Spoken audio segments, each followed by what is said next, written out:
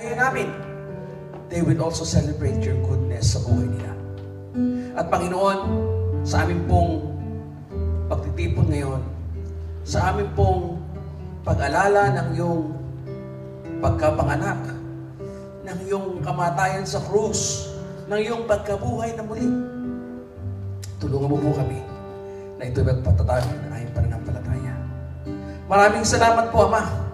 Pagpalain mo po ang aming pagtitipon ngayon, ang aming fellowship together, at po'y dinadalangin namin nang may pasalamat at may pagpupuri sa pangalan ni Jesus. Amen. Praise the Lord. Magandang umaga po mga kapatid. God is good. And all the time. Okay, announcement muna. Bago natin i-welcome ang ating mga special guest today. Ang unang announcement, kung hindi pa kayo nakapanood, kaya ganito ang ating setting today, at saka kaya meron tayong malalaking kurtina, at siguro kaya din hindi gumagana yung ating projector, is because kasalukuyan po every night since last Friday hanggang mamayang gabi at hanggang next Friday, Saturday, and Sunday next week, ay patuloy po yung ating play, the Christmas Carol. Ito po yung gawa ng ating mga kasama sa church ng Master Ministries, directed by Ian, ang ating paborito si Ian. So, nakapanood na po kami. And I hope you will consider watching. Punta po kayo, dating po kayo dito ng 7 o'clock kasi door opens at 7 o'clock, walang bayad. It's a beautiful Christmas presentation. Kung kayo po nabasa nyo na yung Charles Dickens classic, A Christmas Carol, si Ebenezer Scrooge, yun yung story na kanilang pinapakita in a beautiful, professionally done stage play. And of course, kasama si JJ. Makikita niyo si JJ sumasayaw ng waltz. So, salamat po sa mga nagpipray. Salamat po. At kung kayo'y, sana po'y manood kayo mga kapatid, sapagkat I know you will be entertained. Kung hindi kayo masyado mahilig sa theater o sa mga ganong klaseng entertainment, manood pa rin kayo. Kasi libre naman. Alright? Pangalawa, announcement natin sa December 17. Okay? 1-7. Yun po yung ating Christmas celebration. Right? Parang tawag natin sa Pilipinas, Christmas party. Right? So, pag-uusapan po ninyo na, Sister Net, ma'am, habang kayo nagkukwentuhan mamaya yung pagkain at saka yung exchange gift, kung kinakailangan natin mag-exchange gift, yung details po nun. We don't have to do it if you don't want to, but we want to celebrate. Kasi dun po sa araw na yun pong ating worship service is really for Christmas service. So, meron po tayong masarap na lunch. Sa bagay, every Sunday naman masarap yung lunch natin, right? So, wala namang masyadong wonder doon. Pangatlo, mga kapatid, naku, pasensya na kayo, wala pa kong schedule. Tinitingnan ko hanggang kahapon yung schedule ng snowfall sa Big Bear. Wala pa po pagka tayo umakit ngayong December at wala pa namang snow, hindi nyo may enjoy. So, hintay lang natin. Para baka January na po tayo mag-winter retreat, okay? Kasi wala pa Tinitingnan ko kahapon, hindi natin may schedule kasi sayang lang. Kasing lamig din lang ng bahay natin. So, medyo intay-intay natin ng konti. So, yung winter retreat, atin po i-postpone ulit. Papunta sa January kasi wala pa pong snow sa Big Bear. So, ito namang ating mga kapatid na bumibisita makapaghalo-halo naman sa Big Bear. Kaya pag tayo nagpunta doon, dadalhin na lang natin sago, ulaman, langka, tsaka gatas. Okay? So, wala muna po tayong schedule doon sa ating winter retreat sapagkat wala pa pong snowfall. Gusto nating maranasan yung kagaya nung nagpunta tayo ng Sister Wing nung una na pagdating ng umagi. Nagpo-fall yung snow at tayo nag-enjoy at yun po gusto nating maranasan. Ngayon pong araw na to is the first Sunday of December. Kaya nga meron tayong communion. At the same time, meron po tayong tinatawag na traditional observance of Advent. Hindi lang ako naglagay ng Advent candle today sapagkat medyo hindi tayo nakaprepare. Pero susunod na mga linggo. Ngayon po dapat ay yung tinatawag natin na Advent of Hope. Yun po yung candle na sinisindihan pagka yung first Sunday of Advent. So yung pong 4 na Sunday, mula po today, will be always focused on the celebration of Christmas. Ano ba ibig sabihin ng Advent? Ang ibig sabihin po ng Advent ay arrival. Kaya nga pag nakikita kayo ng Advent celebration, ang ibig sabihin nun ay celebration of the coming. At yun po ang ating gagawin. Kaya sa susunod pong mga linggo, yun po ang ating sermon. Bago po doon sa mensahe for today, nais ko po na pong i-welcome natin yung sila Eldril at sila ang kanyang buong pamilya. Nakararating lamang po last Wednesday, right? Last Wednesday, welcome sa Long Beach Church of the Nazarene. Brother Ernie, ipasyal po naman yung mga bata mamaya doon sa kabilang side ng church para makapag-picture naman at kahit man lamang makita nila na yung ating maliit na simbahan meron pa ng malaking building, kahit building lang. Kasama din yung kapatid ni Brother Ernie, si Dennis and Irene. Si Irene at si Dennis. Si Tatay. Si Tatay. Salamat. Siyempre si Erwin at saka si Fred. At ang aking paborito sa lahat, Si Eli. si Eli. Siyempre. Siyempre. Sila po yung ating Tuesday group. Kung hindi nyo manaalala, every Sunday po, nag-a-announce ako ng ating Tuesday group. Sila po yung mga kapatid natin na dumadalo roon. Yung Thursday group natin, sila Brother Art, pag-pray po natin kasi na-surgery po si Brother Art, hindi pa po siya palakas. So, baka sa Christmas party, nandito na po yung Thursday group natin. Kasama na natin yung grupo na yon. Next week po ay meron tayong guest worship leader sapagkat si Jonathan will be going to Miami. So, meron po tayong special guest na worship leader. Alam niyo, kilala niyo yun, yung ating kapatid na si Jess will be with us next Sunday. Ngayon, punta po tayo sa December. Kasi sayang, wala yung... Ngayon pa namang ginandahan ko yung PowerPoint, saka naman nasira yung projector. Anyway, ito po yung first Sunday of Advent. Again, yung Advent, ang ibig sabihin ay the arrival o ang pagdating. Kaya nga ito ay sineselebrate natin sapagkat para maging mas meaningful po sa atin yung Christmas celebration. Para po magkaroon tayo ng mas malalim na pagkaintindi bakit tayo nag-celebrate ng Pasko. Arrival of the Messiah o arrival of God Himself. Yung bang mystery of God ay naging totoo. That God became human like us. Imposible yun. Hindi pwedeng maging tao ang Diyos. Pero nangyari because of Jesus Christ. So, sa unang linggo, ang mensahe ay tungkol sa hope or celebration of hope. Second Sunday is the celebration of peace. And third, the celebration of love. And fourth, the celebration of joy. Yun po yung 4 na Advent candles. Today, I'll be talking about the whisper of hope. Tandaan po natin, importante na nadidinig natin o meron tayong recognition noong tinatawag nating pag-asa. Para po maging meaningful sa atin yung celebration ng Pasko. Sabi po ng Isaiah chapter 40, kung kayo po may Bible, I'm sorry again that we don't have the PowerPoint, the projector.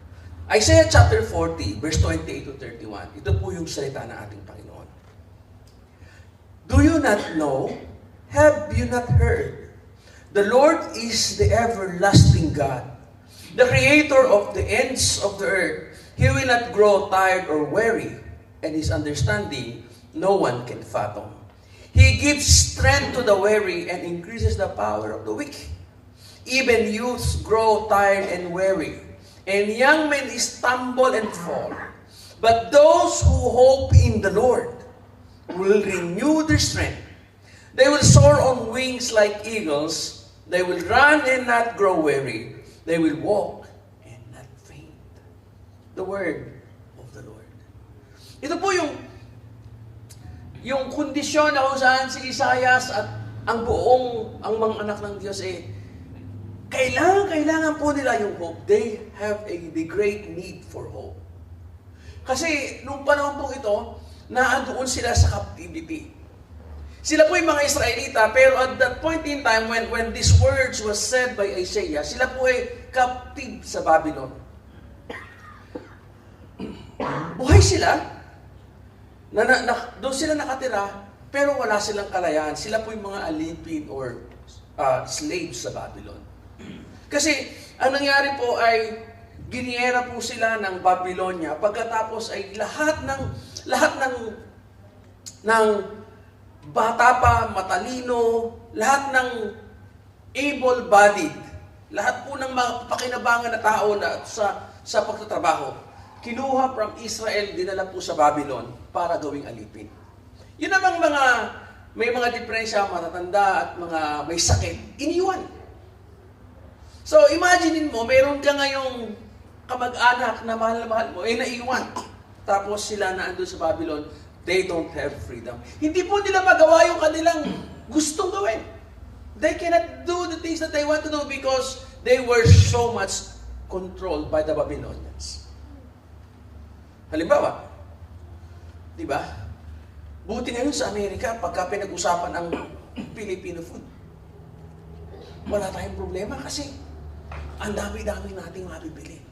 Isipin nyo na lang kung nandito tayo sa Amerika, pagtapos ay bawal tayong magluto ng Filipino food, bawal magluto ng adobo at sinigang, at ay pakakain sa atin ay araw-araw, puro salad.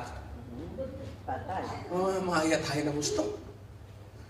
Naalala ko nung unang punta ko sa Amerika, umattend po ako ng General Assembly sa Florida.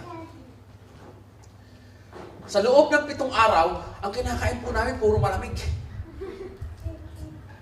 Yung ham, malamig, yung mga gano'n. Pagkaraan ho ng nung nasa mga 5th, 6th day, parang gusto ko nang mamatay. Hindi ko, parang wala na akong lakas. Kasi hanggang sa may nagaya sa akin na Koreano, na may kotse, naghanap kami ng Chinese restaurant. Buti nakakain kami ng kanin. So imagine ninyo, itong mga Israelita, hindi nila makain yung mga pagkain na gusto nila.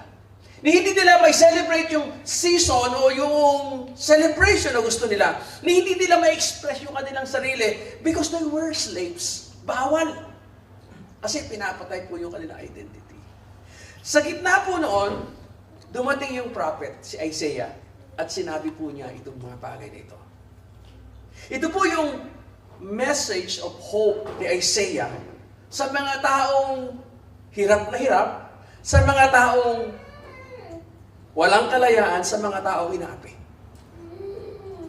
Sa mga taong gusto makakita ng mas malaking bagay sa buhay nila, ito po yung mensahe ni Isaiah. So, pag-usapan natin. 3 bagay para maintindihan natin yung ibig sabihin noong pag-asa, noong hope.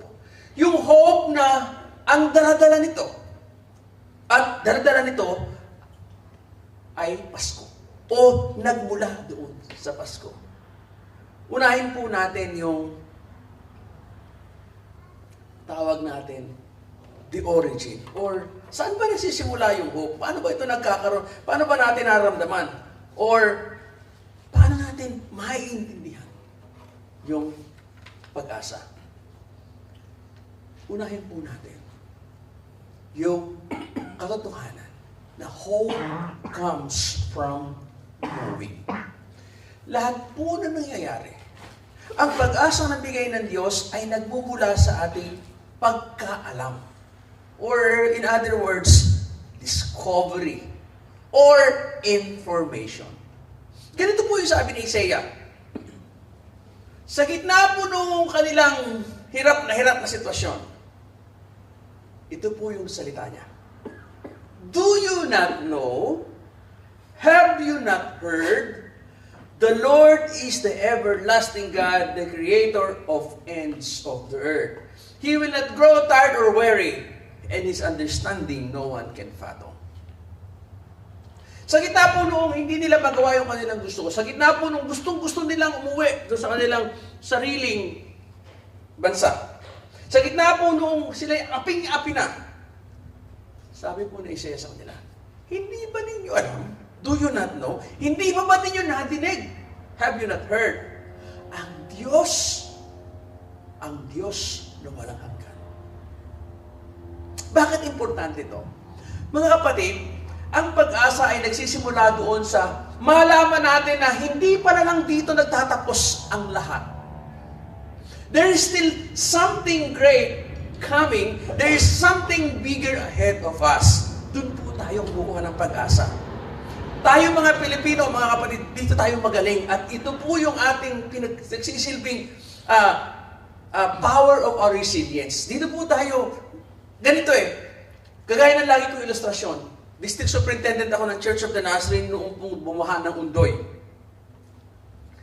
Sa gitna ho ng baha, nag-iiyakan ng maraming tao. Pero pag dumating yung camera ng ABS-CBN, nagpapaselfie. At kahit hirap na, doon po sa aming barangay nila Sister Wing, sa Marulas umambon lang hanggang din na tubig. Sa aming, Sabibi. sa tawag namin ni Sabibi. Kasi umaakyat po yung Tulyahan River. Pero alam niyo, pagkatapos isang oras pagkatapos ng ulan, balik na ulit sa dati. Back to normal. Yung nga hong mga furniture parang may jack Pagka bumabaha na, tumataas lahat yung furniture sa bahay. Automatic na yun. At wala, hindi bale. Pag tinanong niyo mga tao, sa gitna ng baha, sasabihin, hindi bale, lilipas din yan. Yung iba, nag-iiyakan na. Pero ang mga Pilipino, hindi bale, lilipas na yan. Kasi alam natin na, hindi pa tapos, meron pang darating. Kaya sabi ni Isaiah, have you not know? Have you not heard? Do you not know? Have you not heard? The Lord is the everlasting God. Things will not end up this moment because there's still something great about to come. And that is what we call hope. Hindi pwedeng sabihin mo na, ay, ang hirap-hirap ang buhay namin ngayon, so tapos na tayo, so we will end poor. Hindi. Kailangan lagi kang nakakakita ng something great ahead of you so that you will pursue the future yourself. Pero pag sinabi mong, ay wala na, ganito na lang kami, hanggang ganito na lang kami, yun na po yung end natin. Pero habang meron kang nakikita in the future, habang meron kang nakikita, lagi kang nangangarap. Kaya nga sabi niya, the Lord is everlasting God. Walang katapusan. Kung walang katapusan ng Diyos, ang pag-asa, wala ding katapusan. Amen? Amen. Hindi pwedeng matapos. Kailan ba yung panahon na nasa gitna kayo ng problema? Hindi ba nung panahon yon ay parang sa isip niyo, naku po, paano kaya kami makakaraos? Pero sa awa ng Diyos, andito tayo ngayon. Pinagpapahala pa rin tayo ng Diyos. Kasi ang Diyos ay everlasting God. Ang kanyang biyaya, hindi matatapos. Ang kanyang pag-ibig, hindi magmamahal. He is everlasting God. So ngayong umaga, pag pinag-usapan natin ang Pasko, importante na nakikita natin to in the context of hope. Because God is the God of hope because He is everlasting. There's still so much things to come. Marami pong surprises ang Diyos sa inyo at sa akin. Hindi pa po, sabi nga round 3 pa lang, hindi pa tapos ang boxing. Nagsisimulan pa lang tayo. Mayroon pang surprises ang Diyos. So, galing sa pagkaalam ng Diyos ay everlasting. Pangalawa, bukod doon sa pagkaalam, origin, kailangan makita din natin yung ano yung ginagawa ng hope para sa atin. Verse 29, sabi po ng Bible, sabi ng ating text, He gives strength to the weary and increases the power of the weak. Nagbibigay ng kalakasan sa mga pagod at nagbibigay ng kapangyarihan sa mahina. Ito po yung tinatawag na God is balancing the situation. Yung malalakas ay hindi mananatiling malakas sapagkat yung mahina ay magiging malakas din. At yung mga walang kapangyarihan ay magkakaroon ng kapangyarihan. Ito po yung ginagawa. No, ito po yung pangako, promise ng hope.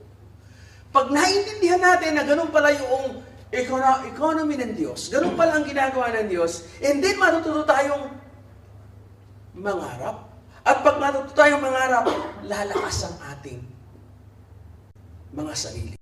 Magkakaroon tayo ng kalakasan. Anong ginagawa nito? Kasi ito pong mga tao ito, kagaya na sinabi ko kanina, minsan sobra na po yung kanilang discouragement. Hindi nila alam kung ano mangyayari sa nila after because nakita nila yung resulta ng gera. Alam nila na ang potential, ang possibility, mamatay sila, hindi na sila makakauwi sa kanilang tahanan. Hindi na nila uli makikita yung kanilang minamahal na bansa, yung kanilang isip. Pero sabi ng Panginoon sa kanya, no. The Lord that is everlasting gives strength to the weary and gives power and increases the power of the weak. Kasi ganito po yun. Ang mundo na ating ginagalawan, mga kapatid, I hope natanggap niyo na po ito sapagkat kung hindi niyo pa natatanggap, mahirapan po tayong mabuhay. Ito pong mundo na ginagalawan natin ay talaga namang unfair. Diba? Alam natin yun eh. Hindi ho lahat ng bagay ay fair dito sa mundo. We are trying our best as human to observe fairness and to deliver justice kasi requirement po yun ng Panginoon sa atin. Micah chapter 6, yun po ang requirement ng Panginoon to be just. Pero dahil tao tayo, alam po natin na hindi lahat ng bagay ay fair. May mga pagkakataon na nalalagay tayo sa alanganin na hindi naman tayo may kasalanan, tayo nagdurusa. Alam natin yun. Kailangan meron tayong naiisip na power of God's equation. At equation po ng Diyos ay ganito. Pag mahina, bibigyan ng kalakasan. At ang sino mang nangailangan at sino mang nangailangan kaligtasan, ililigtas. Sa dulo po ng ating paglalakbay, sa dulo po ng ating journey bilang mga tao ng Diyos, lahat po ng bagay magkakapantay-pantay din. Kasi pag wala nito, ang gagawin po natin, we will just do our own whatever we want to do to the point of destroying each other. Pero kung alam mong mayroong Diyos na nagmamasid, that the Lord will increase my power, that the Lord will strengthen me, hindi ka gagawa ng mga bagay na hindi tama. Mahirap po sa lahat. Halimbawa, sa normal na mga tao, mahirap po yung pagka ikaw ay naapi, napakahirap po na hindi ka gaganti. Di ba? Alam niyo yun. At minsan, di ba, ang sabi sa atin pagka ikaw ay binato ng bato, batuin mo ng tinapay. Diba? Pero ang sinasabi ng marami, batuin mo ng tinapay, isama mo yung garapong. Yung lalagyan ng tinapay. O kaya, batuin mo ng tinapay, pero i-frozen mo yung tinapay. Kasi gusto natin makabawi. Gusto natin, people always desire to get even. However, hindi ho lahat ng pagkakataon you can get even. So you need a sense of equation. Kailangan mo ng prinsipyo para hindi ka lagi naghahanap na makabawi. Ang importante, maintindihan mo na ibabawi ka ng Diyos. Because God gives strength to the weary and increases the power of the weak. Sa normal na conversation, ganito po ang nangyayari. People are saying, don't worry. God will do something about it. That's the way and that's supposed to be the thinking. Amen? So, pag-asa, hope comes from knowing. And then hope delivers justice. Hope gives power. Ngayon, ano yung resulta nito? Pag naiintindihan nito, yung final, last part ng verse, ito po yung sinabi. Ito po yung konklusyon ni Isaiah. Sabi po niya sa mga tao, ganito ang mangyayari sa inyo, ganito kayo.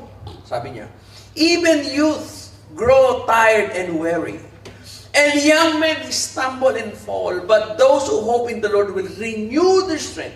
They will soar on wings like eagles, and they will run and will not grow weary. They will walk and not be faint.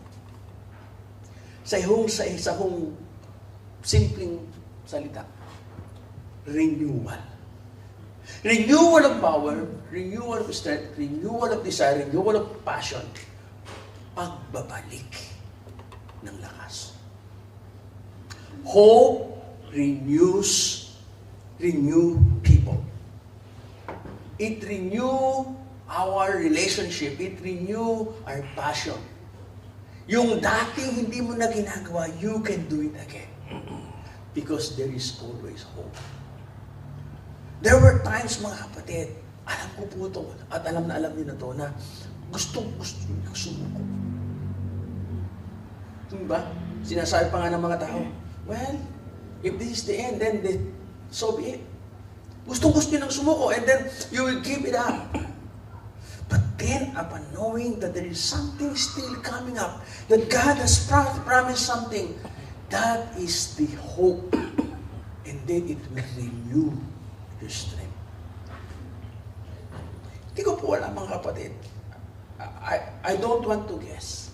But then, if you're in the middle of sort of feeling that you are being defeated, and things are not happening the way you expected, remember this.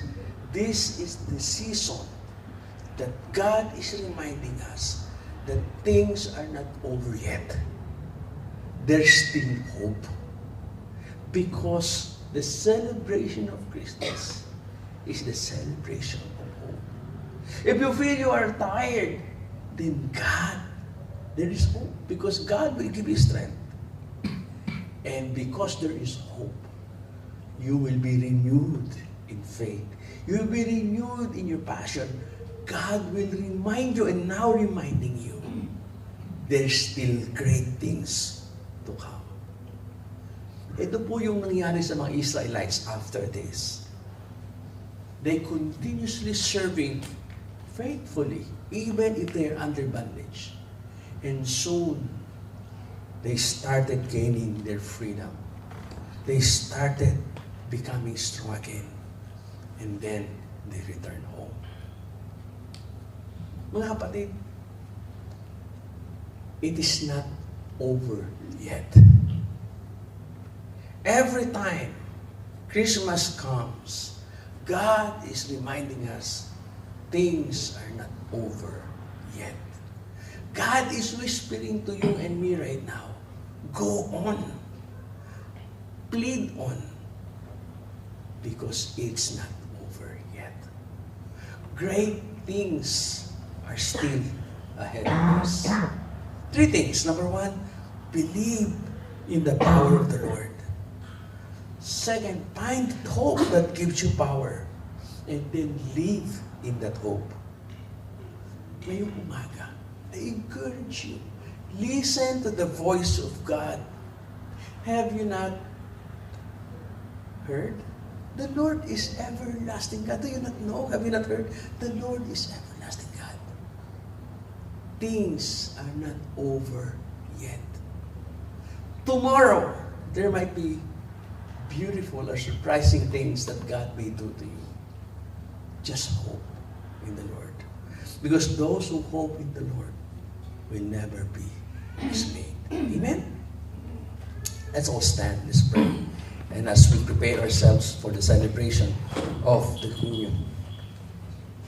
Father God, we thank you for this wonderful opportunity that you have allowed us to just continue believing, worshiping, and more importantly, hoping. Lord, sometimes things are not happening the way we expected.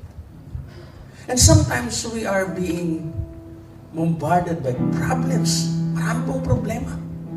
And yet, at the end of all of this, you are always proving how good you are. So Lord, give us that hope. Remind us, whisper to us, that hope that comes from you. May we be renewed. May we be strengthened. May we be closer to you. In Jesus' name, amen.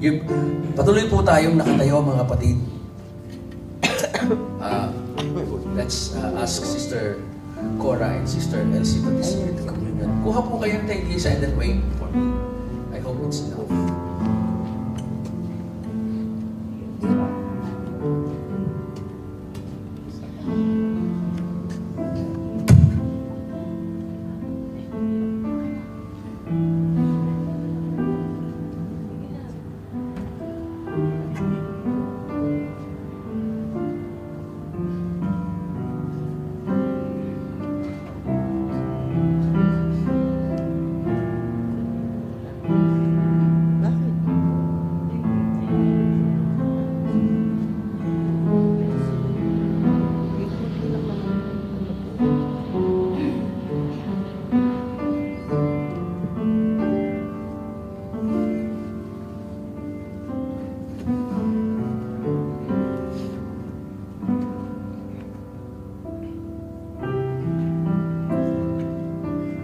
For I received from the Lord what I also delivered to you.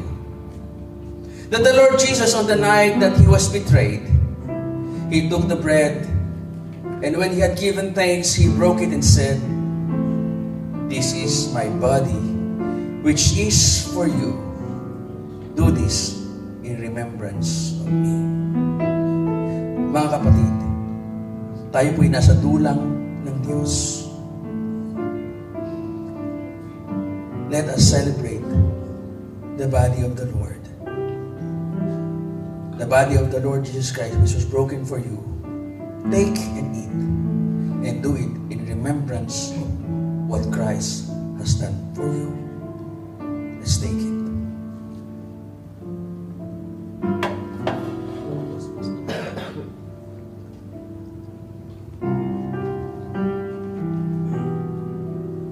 In the same way, after the supper, he took the cup and he said these words, "This is the cup in the new covenant in my blood.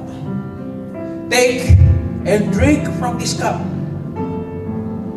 because as often as you drink it, you do it in remembrance of me."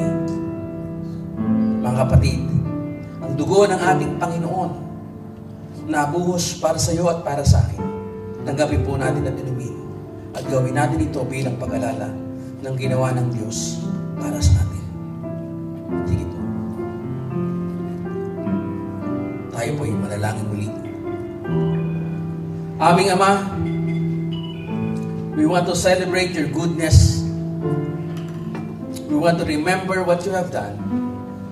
And by this means of grace, we are drawing closer to you. We know that you are here.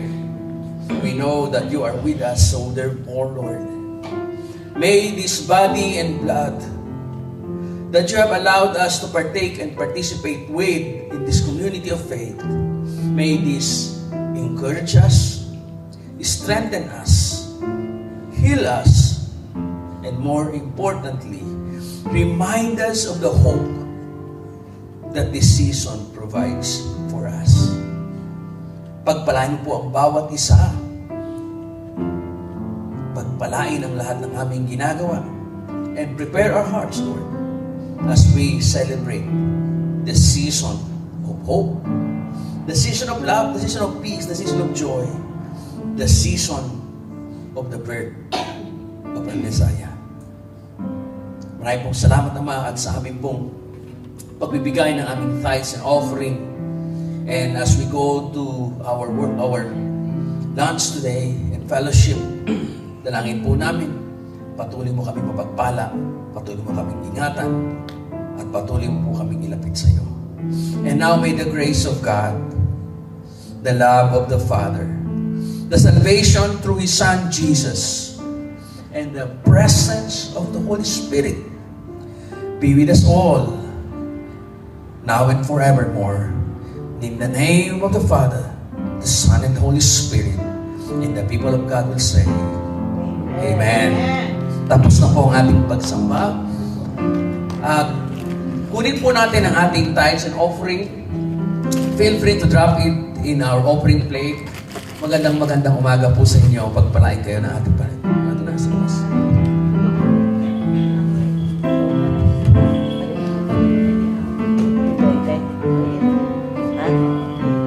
Ito lang po nyo lagay. Aba, penye mo diba? Bata, ha? Kaya ba kailangan ganyan?